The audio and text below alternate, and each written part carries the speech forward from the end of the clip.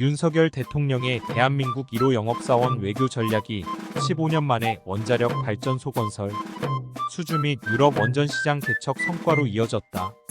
17일 체코 정부는 신규 원전 수주 사업자로 한수원과 한전기술안정 KPS 두산 에너빌리티 대우건설 등 민관이 꾸린 팀코리아를 선정했다. 최대 4기의 원전을 건설하는 사업에서 팀코리아는 경쟁자인 프랑스 따돌렸다. 이로써 윤석열 정부는 2009년 아랍에미리트 원전 수주 이후 15년 만에 한국형 원전 수출이라는 쾌거를 거뒀다. 윤 대통령은 지난 10일 미국 워싱턴에서 열린 북대서양조약기구 정상회의에 참석해 페르트 파벨 체코 대통령과 정상회담에서 원전 사업에 대해 논의했다. 당시 윤 대통령은 파벨 대통령에게 팀코리아가 세계 최고의 시공 능력과 압도적 가격 등 경쟁력을 가지고 있다고 강조하는 등 적극적인 세일즈 외교를 펼쳤다. 이에 더해 수출입은행과 대한무역보험공사를 통한 금융 지원까지 제시하면서 막판까지 체코 정부를 설득하는 데 힘을 실었다.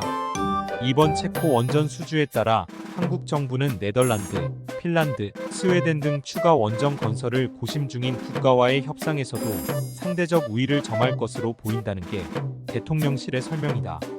전 세계적으로 탈원전 붐이 불었던 과거와 달리 최근 들어 프랑스, 영국 등 유럽에서는 다시 원전 건설로 방향을 트는 국가들이 늘어나고 있다. 윤 대통령은 취임 직후부터 문재인 정부의 탈원전 정책을 비판하며 원전 수주 사업을 강조했다.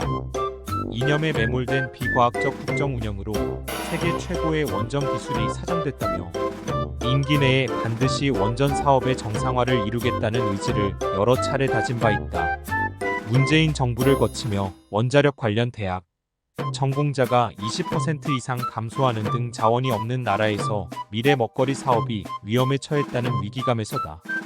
윤 대통령은 지난 2월 22일 민생토론회에서도 원전이 곧 민생이라며 정부는 원전 산업 정상화를 넘어 올해를 원전 제도약 원년으로 만들기 위해 전폭 지원을 펼치겠다고 강조한 바 있다. 윤 대통령은 취임 이후 4천억 원을 투입해 SMR 개발에 착수했고 지난해 RD 예산 삭감 국면에서도 원전 관련 예산만은 삭감하지 않았다. 윤 대통령은 앞으로 5년간 4조 원 이상의 원자력 RD를 투입해 세계 최고 수준의 기술 개발을 뒷받침하겠다는 계획이다. 윤 대통령의 원전 세일즈 외교가 성과를 올리면서 윤석열 정부의 원전 확대 정책을 사양 사업이라고 비판해온 야권의 공세도 한풀 꺾일 전망이다.